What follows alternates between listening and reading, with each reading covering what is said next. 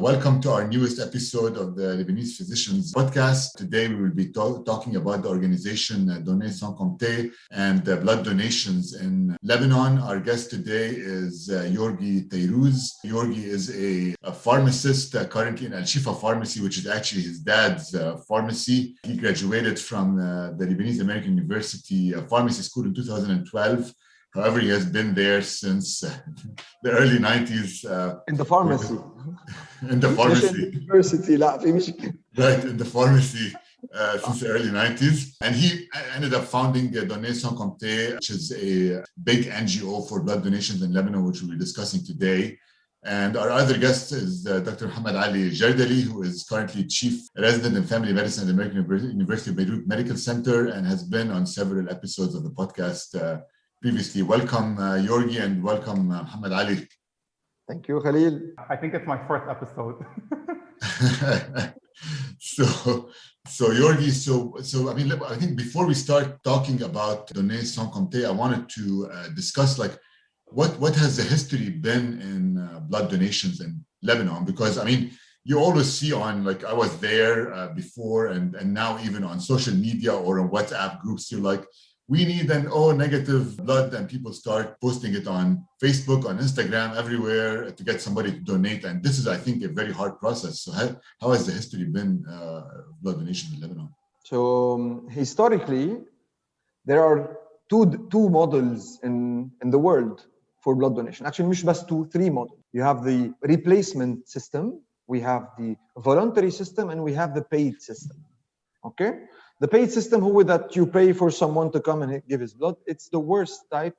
Because the donor has tendency to lie just to get the money. And so by lying in the questionnaire before giving blood, it's a source of unsafe blood, just because there's this little incentive of monetary reward at the end. The replacement system, which is an okay system, not the best, but it's an okay system, but puts a lot of pressure on the family. What do we mean by replacement system? Replacement system means the hospital, let's say, has a fridge that has 10 units of random blood types. So if a patient needs blood, he has to secure 2 units in return of the 2 units that he might need in his operation. And in that way, the hospital keeps on exchanging units from the patient to the fridge. And in that way, the hospital doesn't have to do any campaigns, any recruitment, any awareness sessions, and all the pressure is diverted to the family only. And they tell them, if you don't get blood in return, we will postpone the operation. We will not allow your patient to do his operation. And then this puts a lot of pressure. And usually they inform them about the blood need the night before. And that's why people, every time someone needs blood, we see a panic all over the social media, on WhatsApp, on social media, and people just start spreading because they need it urgently.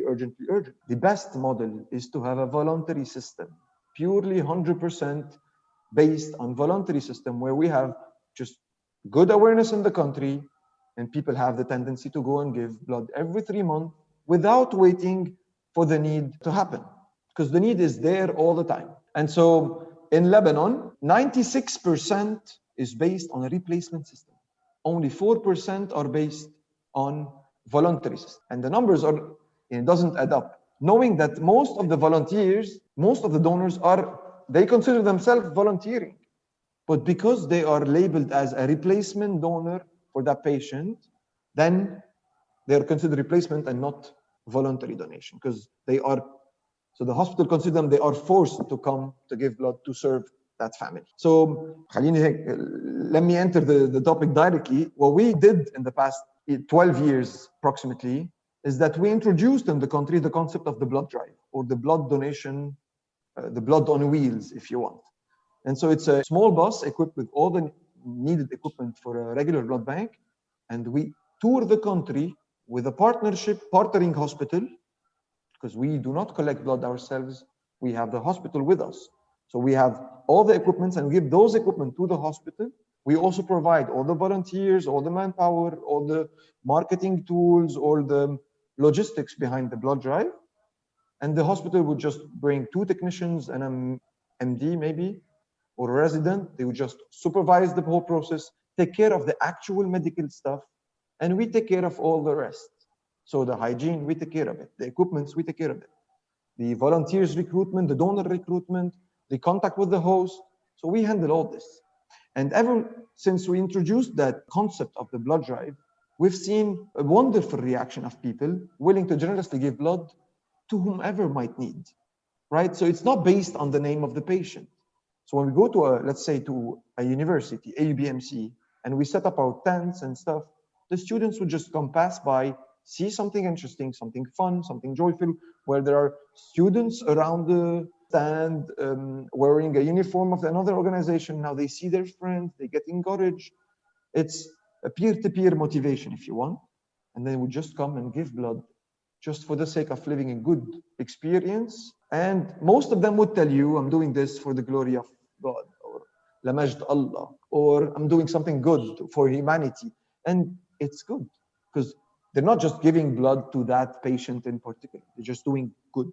And then the organization would tell them, on behalf of all the patients, thank you for everyone. It's not because, when we first started, and I can speak on my own if you want, unless you want me to wait for the questions. Right. Let's discuss first. So basically, what we're talking about is before your organization started, it was more of an as-needed donation in Lebanon. Like the patient's family would need to find a donor that they know who would come and have the same type of blood that's needed for the patient and give the patient the blood, which is still happening till now, but probably because of your organization to a lesser degree than before. So my question for you, and then Muhammad Ali will ask the next one, is how did you come? I mean, you're a pharmacist, right? You go to your pharmacy, you come back home, you're busy with the medications and all this other stuff, and then how did you come to found Lebanese Sans Compter? Like, what made you decide to found this NGO? There are two versions of this.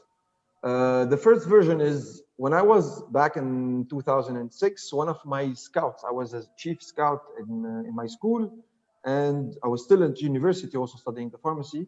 One of my scouts needed blood for his grandfather, and he needed 5 units of AB negative. And his grandfather is not someone that doesn't have connection. He used to be an ex-municipality president. So he has the connection, he has the tools, but he couldn't find AB negative simply because there was not one entity that has all the database, or there's not enough awareness, or he didn't know where to look for. There was no Facebook back then, so he just needed to do some calls. And finding AB negative among your friends, you might do 200 calls to get one AB negative, and that's if he can or not. And I remember in our little small scout group, we were able to find 2 donors, and we remember that the patient had a severe bleeding, and they had no O negative, no AB negative, and the patient died because of shortage of blood. I know he has other diseases, but I remember very well the faces of the family and how they were just not worrying about the patient or the disease. They were just worried about getting the blood he needed. And that stress that people go through every time someone they love needs blood is surreal. I mean, there's a better way to do this. I mean, we know ahead of time that there will be a need. Who's doing anything? Why there's not enough campaigns? Why are we not doing blood drives to increase the stock of the hospitals so that whenever someone needs, blood will be available at the right time, at the right place, with the right quantity and the right type. But what I realized is that it's not a one-time thing. It's not if you do a one campaign, it will be done. It's not. It's like we need to find a model that serves the purpose every single day. So that's the first version, the friend of one of my scouts. The second version is a more personal version, where back in 2006, I had a big car accident. My car flew from one side of the road to the other side. I was trying to avoid someone, and then I hit the beginning of the bridge, and my car flew on and landed on someone else's car. I ended up killing the guy, and I had to spend some time in jail, 20 days in Rumie, in one of the toughest prisons in Lebanon. And it was a big experience, a very shaking experience, if I may say. But the story is that the grandfather of the person who passed away, who we had to speak with him just to let us out, because they call it qada' qadar, or destiny. So I did not intentionally kill the guy, but I was avoiding someone, had a problem, and then ended up killing the guy.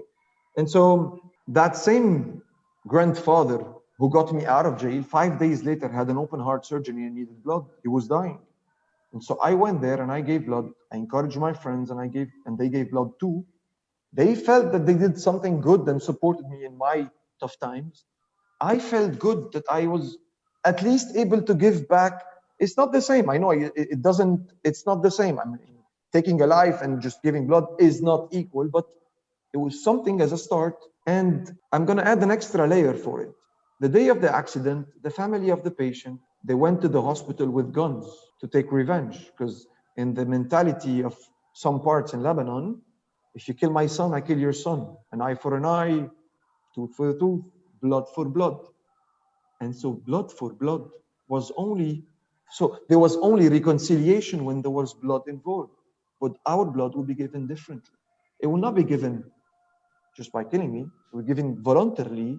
When I'm doing a voluntary sacrifice to stand someone I don't know or to support someone I know, this is where I saw reconciliation with the family. It's only when there was blood being poured that there was reconciliation. And somehow I'm trying to do the same now with all the country.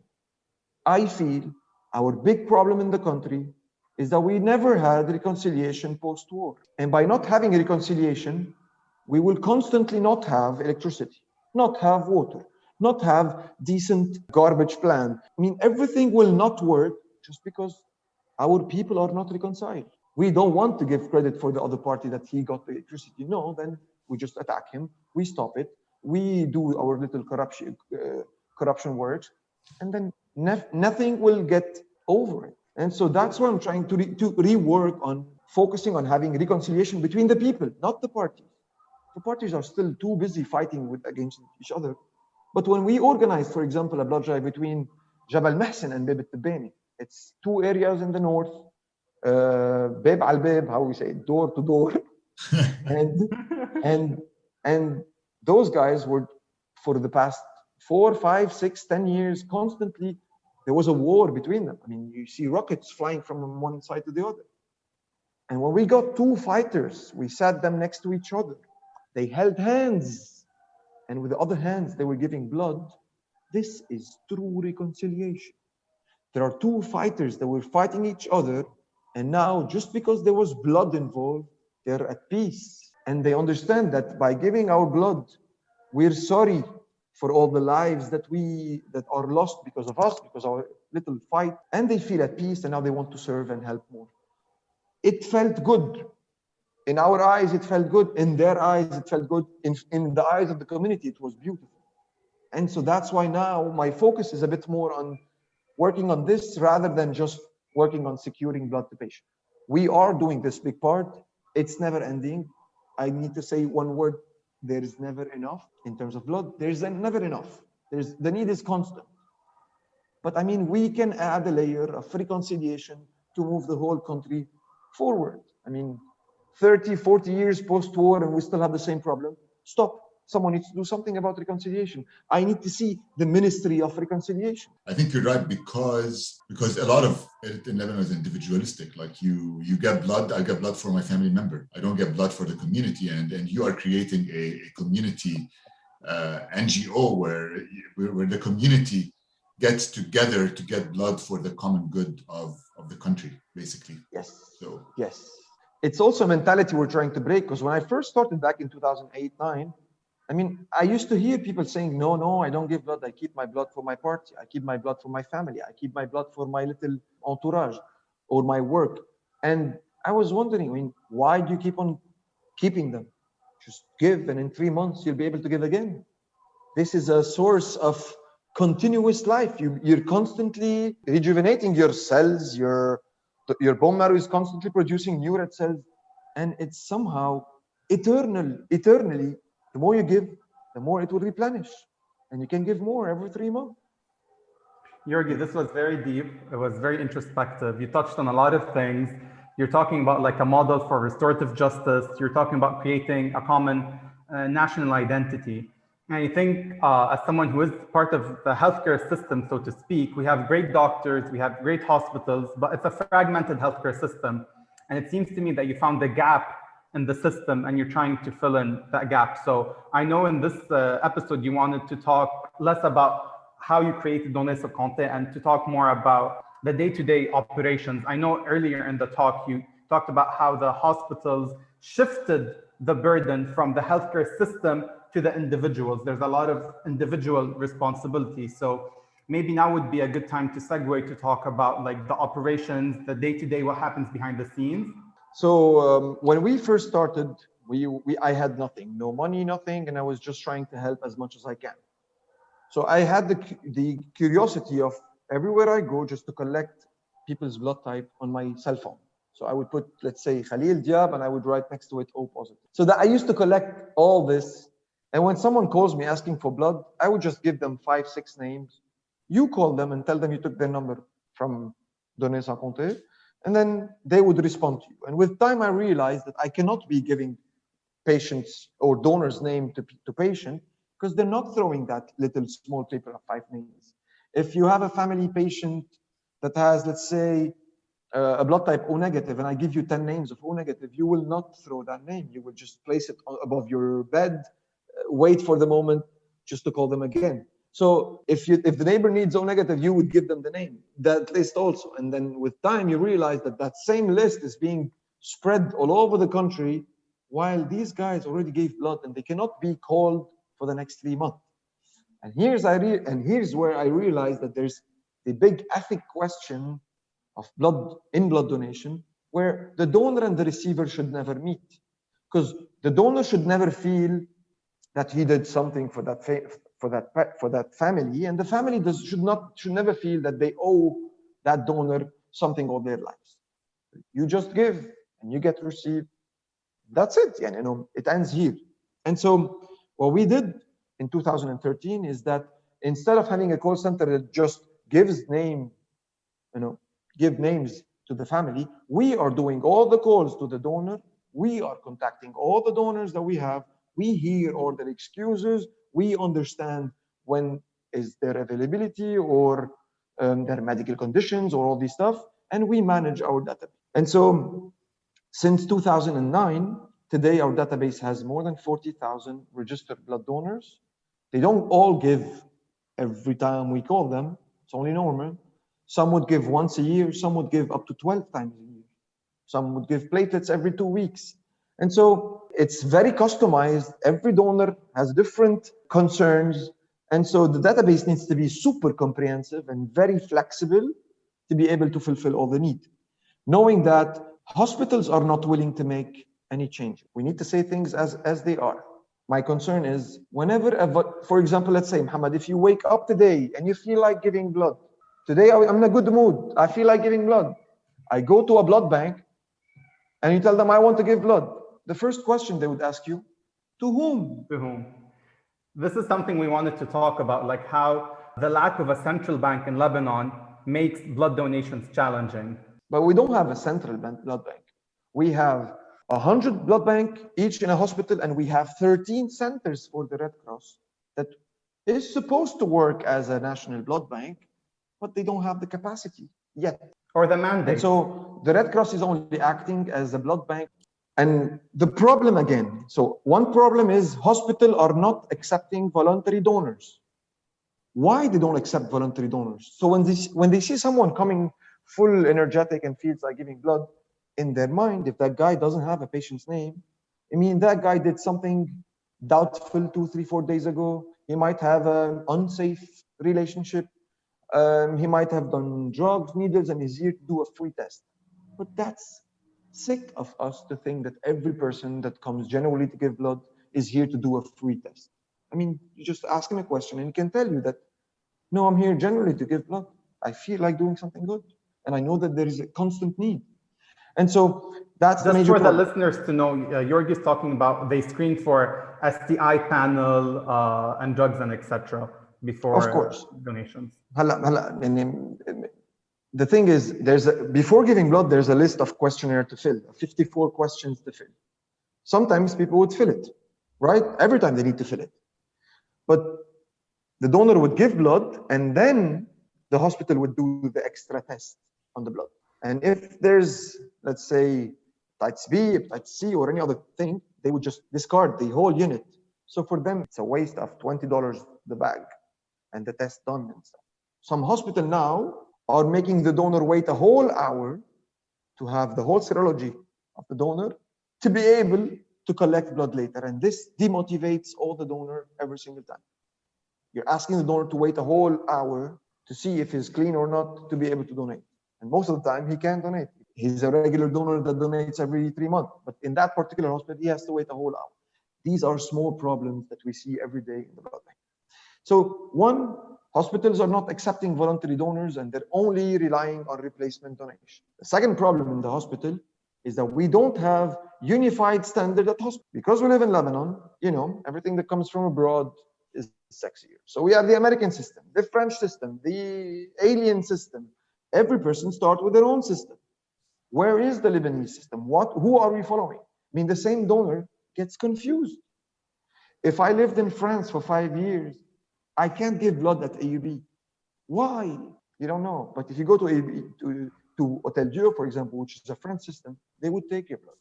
So having those different criteria from hospital to another demotivates also the donor, gets him a lot of questioning if I can give or not, and if it's going to cause me problems, I don't want it all. That's the second problem, is since we don't have unified standards at hospitals, it also demotivates people. Imagine we still have hospitals that do not accept blood from women, just because women. We just cannot jeopardize 50% of the population just because we prefer to collect blood from men. We cannot assume that all men are healthy or women are anemic. It's not the case. There are men who are anemic, and there are women that has very strong veins and blood. And so these ununified standards creates a lot of confusion. That's the second problem. Third problem is that we don't have an organization or an entity that constantly raises awareness of blood donation. So that's why I started my own with the stuff that I know. And it's not only on social media. The campaign needs to be on one-to-one, pure grassroots work. That's why I believe the solution of blood donation, to get more donors, you need more volunteers. The more volunteers you have, the more donors you will get.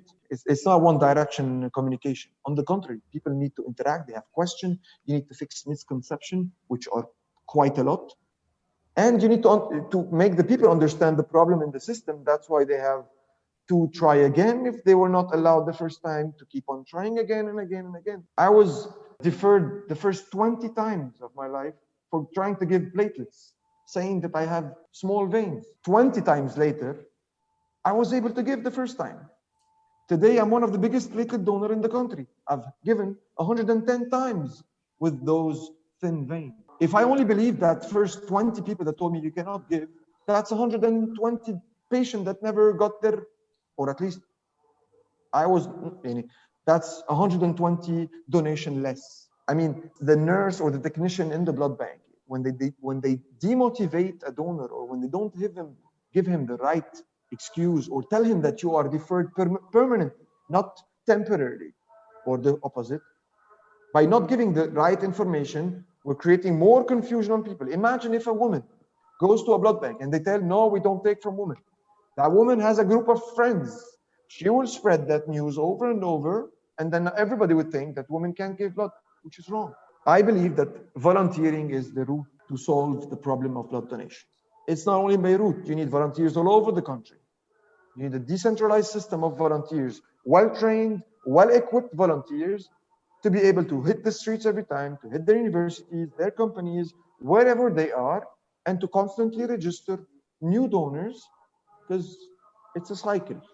And you constantly need new blood to keep on pumping hope and blood in this community. So basically your organization is doing like what a central blood bank does in other countries like France or the United States. Basically, you are trying to make you one system for donations, and also at the same time have people be able to or spread the word and have a one way of volunteering for people all over the country, not only in Beirut, because everything's centralized to Beirut, but also in even the smallest villages in the country. So saying that, so how many how many blood donations have you been able to do over the years, and how many hospitals have you served? Let me tell you before that the model. So the model is we have a call center that is up and running 24/7. In 11 years, we haven't closed a single day. Confinement, corona, explosions, we were there every single day for the past 11 years, 24/7. We have zero infrastructure in the country. Every little thing takes so much time to be set up. So our call center is managing and overcoming every obstacle it comes in its way, whether internet, whether electricity, whether phone calls quality, cost. I mean, it's a lot of challenges, and we've been doing this good, can be better for sure. That's why now we're improving the quality of the call center much more. We're getting more people to support us. But before that, I had no funds. I was just running as much as we can. That's one model. The second thing is, the day we introduced the concept of the blood drive in the country, we've seen a beautiful response from universities, from companies, from event organizers, from malls. Now, every time there's an event, if you look around, there's a blood donation. Consistency was the key. Be present everywhere as much as you can. And in 7 years, we've organized 1,200 blood drives. This is not a small number if you do the math. It means a day over 2, I had a blood drive. And every blood drive, I cannot collect blood myself alone. We at DSC cannot collect blood alone. We do not have this kind of approval from the government. But we have an approval to do good and be a link and serve freely. So what we did is, after we got our first mobile unit, we are offering this, as I said before, to the hospital to come. So every drive I had to organize, we had to have a partnering hospital. We're doing the drive under their approval, under our tents, our equipments, our volunteers, and hand in hand, we're able to collect more blood and increase the stock of this hospital for the next week until they come back again next week for another drive to collect more and increase the stock. So in the last 7-8 years, we've organized 1,200 drive. We've collected around 40,000 blood units only from the blood drives. The call center in 10 years was able to get another 45,000 blood units. And right now, post-corona, we're reinitiating the blood drive because we had to stop the blood drive for a while since university was, there were not major stuff. We had to put more pressure on the call center, and the call center improved. In corona times, it doubled its efficiency. I was impressed, honestly. In times of corona, we had double the donors from the call center. And it was interesting to see, because it's true that the donors, maybe they're not working, they're at home, but when you tell them there's a chance for you to save a life, they would just feel, since I have more time now and I'm home, let's do something good and get blood. And it was beautiful. The call center from 500 a month to 1,200 a month is quite an achievement. So those are the two major operations at DSC. We're introducing one right now with AUBMC, which is a hospital rotation of volunteers in the blood bank. Since the blood bank has a shortage of staff and they're barely able to come to blood drive now since they are short on staff, so we are suggesting to the hospital to have 2 volunteers per shift.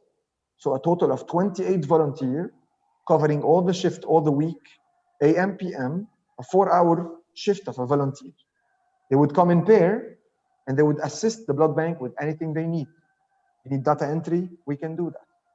You need me to help you with the vital. Since we've done a lot of drives with AUB, our volunteers are well trained for that. So it's as if they know half the blood bank. So they would assist them. They would assist the donors that are coming to have a better welcoming for the donors.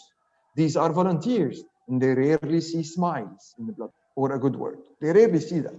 The blood bank is a stressful room. So a volunteer would welcome them with a smile.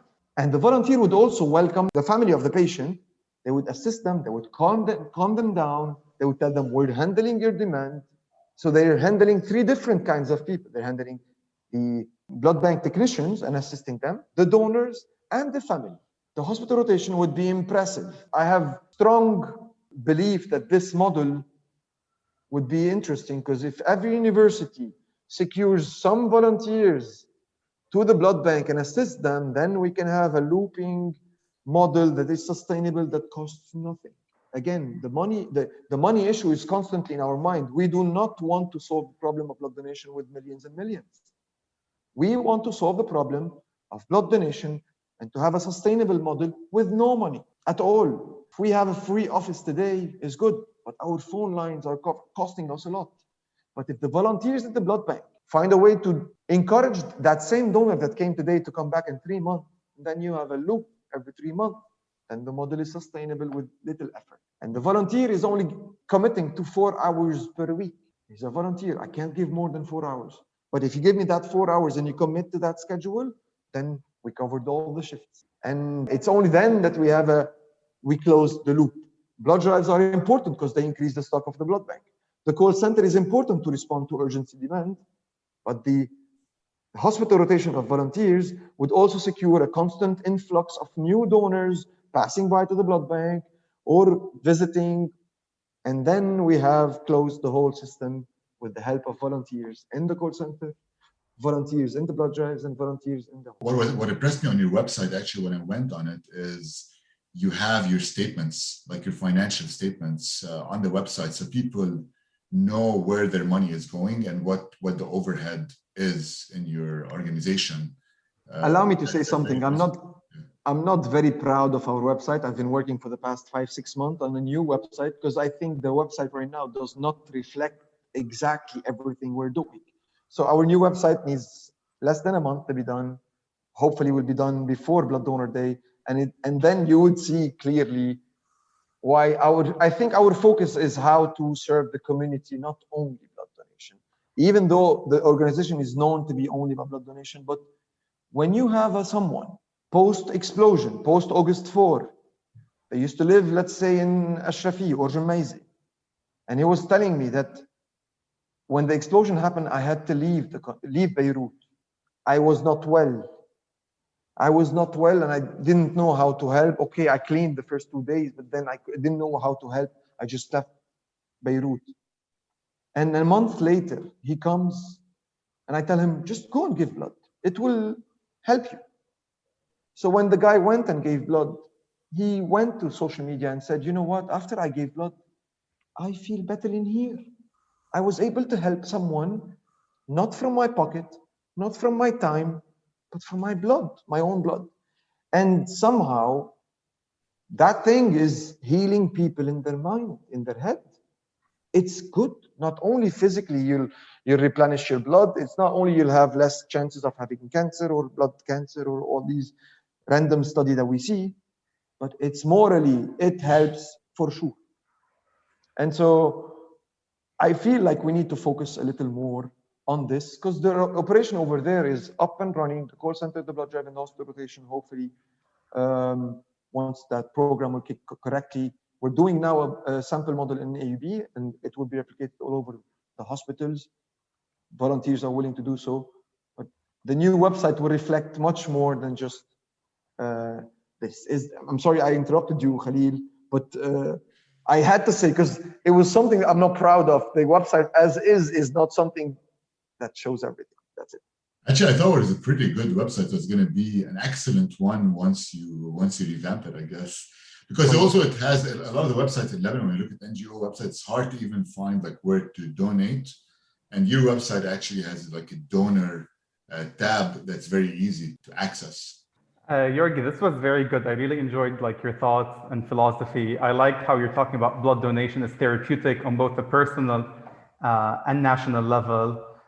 It seems to me that Donner Sans Compter has become like a household name in Lebanon. You're a trusted and respected organization, which says a lot in our country where everything is fragmented, including the healthcare system.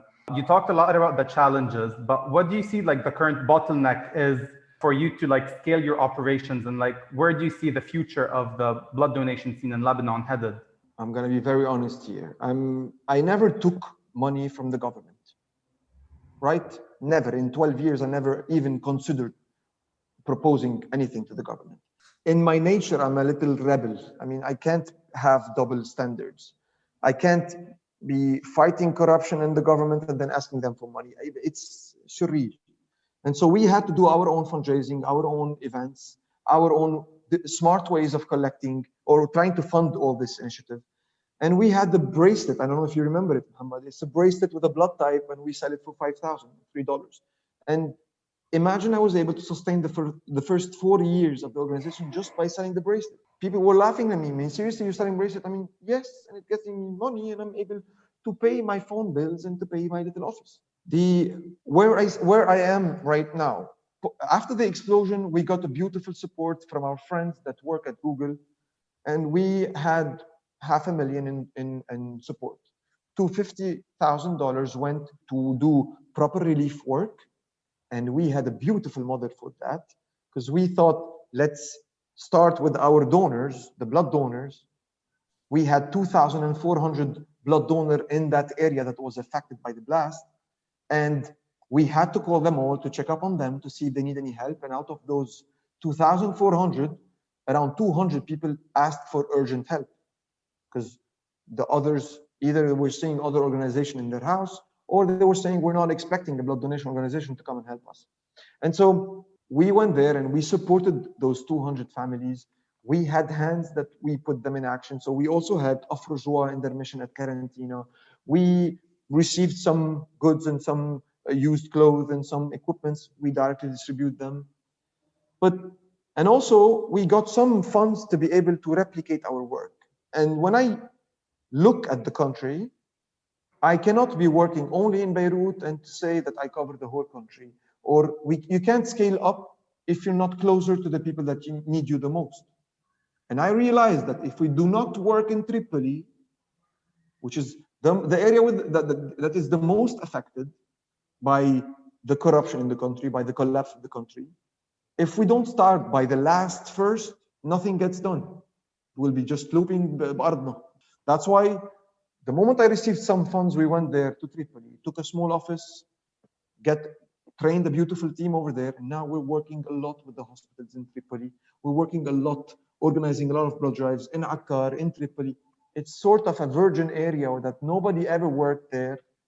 And the people over there are the most generous people of all humanity. These are the poorest people in the Middle East. Not only in the Middle East, in all this area.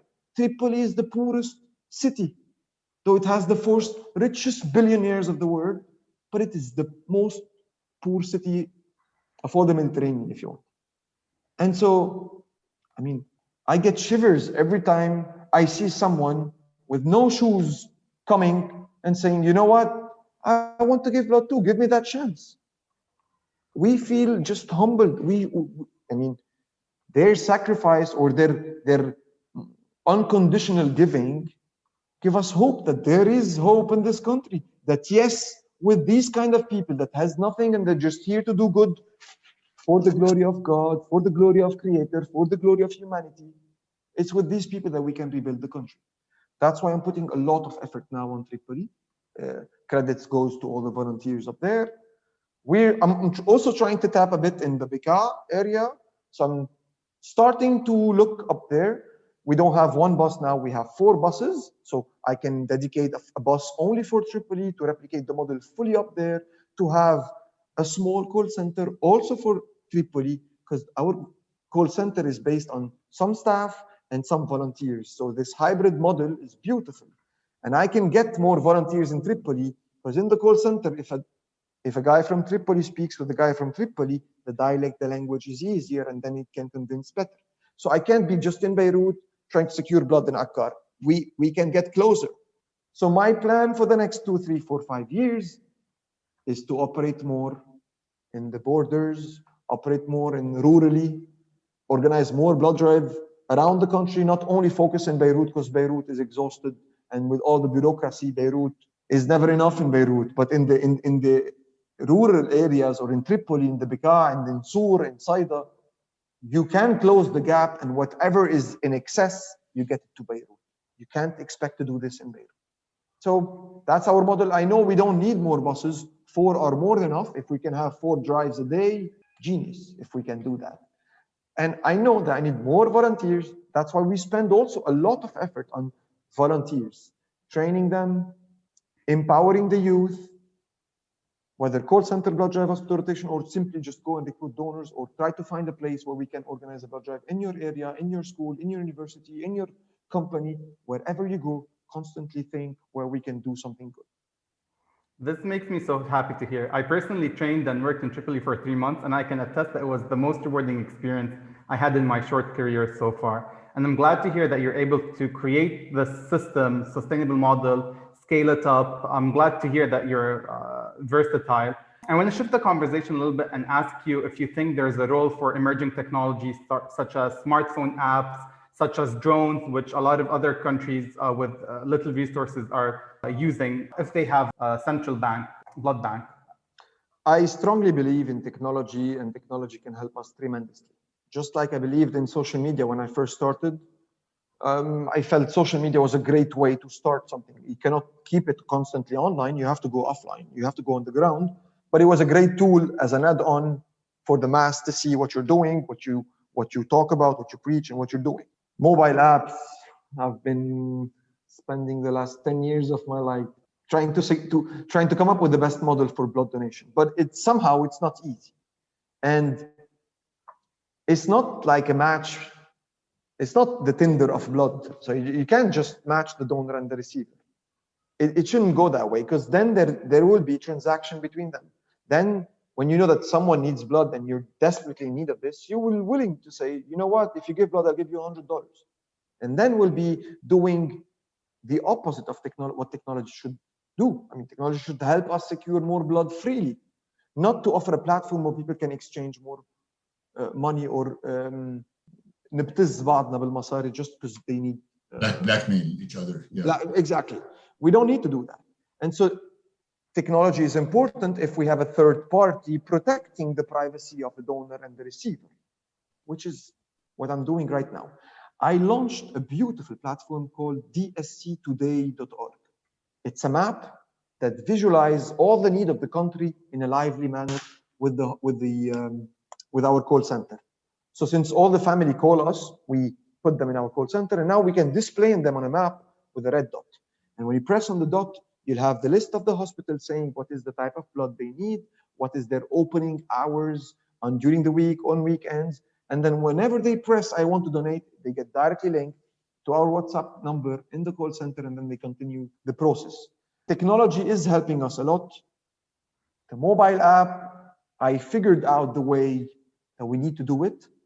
Just finding the right developers in these times is tough. It's tough. I mean, all the good developers, either they have a good project in their hand, and every time I get a volunteer to do this, whenever they come, they're super excited. Whenever they dig in, they see, oh my God, it's so complicated and it's so tough. And so I've been jumping from a developer to another, and I know this is not healthy. That's why I stopped everything now, redoing everything all over, finding a new way. That's why now in our new website, which is expected to happen, to be launched in a month, we will have a portal where the donor will have his full profile, where the volunteer will have his full profile, where the hospital can put their need for the whole month. Because if you give me your need ahead of time, I can plan, I can organize the volunteers, I can plan the blood drives. And the fourth type is for the companies, those who organized the blood drive before. Now they can see the schedule of our drives, they can book blood drives ahead of time, they can see whenever they have availability and all this stuff. So the portal will allow us 4 different kinds of people to communicate with us. We've been using a lot of help from Microsoft, from Facebook, Microsoft mostly. We're using a lot of tools from Microsoft. We've got great discounts to be able to have licenses and users for every operator, for every volunteer, for everything. And these take a lot of time to organize all this. I'm happy that we were able to do it in a relatively very fast pace, Corona times. We did that digitalization transformation in Corona, in our lockdown, and I'm almost ready to launch everything now. So I think I need one or 2 months, and I launch all my I will deploy all my technologies to solve this problem. And I think we're that close to have a perfect model that can be replicable all over the world. It's a unique model all over the world. And I've had consultants, the founder of NHS in London, and another consultant for the North America blood banks. The guy told me, I know organization and blood banks in America that has a budget of $1 billion to do the work that you're doing, and I just can't understand how you're doing it with less than 200,000 each. I mean, it's a huge, what you're doing is, I mean, discussing it right now, it's a huge undertaking. You're basically taking the role of like a state in the US or a central blood bank in any other country on your own without any support from the Lebanese government. So, I mean, this is a huge undertaking, and it seems like it is more and more successful every day. So, as long as they stay away from it, it will work. I'm confident. As ironic as it may sound, but every time we ask something from the government, they did the opposite. So I'm not asking anything now. I even had a meeting in 2009 when I had just 500 success stories. I was sat with the guy and I told him, you know what? You are in charge of something in the health. I'm telling you that our model saved 500 lives freely. The guy laughed at me in a condescending tone and said, are you crazy? There's nothing free in this country. Let every person remove the needle from their hand. It's a saying in Arabic where we say, كل واحد يقبع شوكته بإيده. It means, let each pick his own battle. And what do you want? You want A+? I'll call my bodyguard and he'll get you to A+. What's that thing that you're working on? The guy was talking like this. And it's at that moment I realized that whatever you're asking them, they're on a different level, different planet. They do not live with the people. They do not see the suffering and the chaos and the craziness they go through every time someone needs blood. And that's the guy who was in charge of the health back in 2009. The guy himself. In 2012, when the Order of Pharmacists was honoring me, the guy told me, you did not hear my advice. You did not take my advice. I told him, I'm glad I did not take your advice because I'm getting more and more blood for patients and I'm able to serve them freely with nothing in return. They don't even know me. They just know Donner Sans Compter. Just give freely. Yeah. I think, Yorgui, you've done a great job with this. And I think NGOs, I mean, that's an example of, like, in the absence of a good federally run government in Lebanon, organizations like yours, NGOs, are taking the role right now. And I think this is a message of hopefully hope for the country, because this shows that the people themselves can do the necessary changes to make the country a better place for the citizens, independent of the corruption of the government that is there. And I think your website also gives a great example of being totally open about your funding. So basically, people know when you donate, you know exactly where the money is going and how much funding is needed for overhead in your organization. Because let's say if you're an organization that takes 100% of the funds and 20% goes for donations and 80% goes for overhead, then that's not a good organization to donate to. And you show that in your website. So I think in multiple ways, you're showing that, one, you're promoting community work, getting people together, people who don't talk to each other, getting them together to donate blood. And then you're promoting like a national blood donation program that is helping the country. So I think people can help, right? Both by volunteering with you, by donating money through the website. And can people volunteer from outside the country? Expats who live outside the country, how can they volunteer from outside? Of course they can. I mean, there's always a way for someone to do good. Either they know people in the country that can give blood, and then they can encourage them from abroad. They can support us financially, because most of the expats, I don't like it when we only see them as money, whether we like it or not, especially in these times, every dollar counts, right? So in these times where our money, where our currency is, بالأرض, decimated, devaluated. Under the ground. Not even devaluated, it's decimated. So for the expats, especially if you have a network over there, now is a great time to donate. Now is a great time to donate directly to the organization. Stop passing by the government. Stop thinking. I have a lot to say. I had a meeting yesterday with an embassy that says that, you know what, we're getting you $500 million for the government. We will not give it to the government. We're going to give it to the NGOs, but we're going to pay for the experts in this country, and that European country so that they give you their expertise. And I said, look, so you're getting more money for more experts to present a solution that is not feasible in the country. In Lebanon, what works in one street does not work in the other street. What works in that neighborhood doesn't work in the other neighborhood. We just can't export know-how from Guatemala or from France or from the States. It just doesn't work in our country. Stop spending millions and millions on consultants and advisors. It just doesn't work. I salute you, Yorgui. You're a rare success story of a local talent in a failing state. You're a force of good. You've created visibility, awareness. And I think the most important thing that you did was you changed the culture, which is a huge undertaking, and change is hard, So I salute you for all the work that you're doing. Thank you. Thank you, Muhammad. You know, if I may add one more thing, because that's an exercise I did it the last year, and I've been trying to understand the behaviors at DSC. Why do we do this? Why, when we organize a blood drive, we tell the company, we're not going to charge you anything. It's free, but if you want to support, you can support. So the good practices. Why am I giving a lesson to a volunteer that did this kind of action on the ground? And when I go back to it, it goes back to the values. It's only the day that I posted the values loud and clear in the office that the volunteers, every time they do something, they can relate to the value. And it's only then they would know how to react. I don't have to say anything anymore.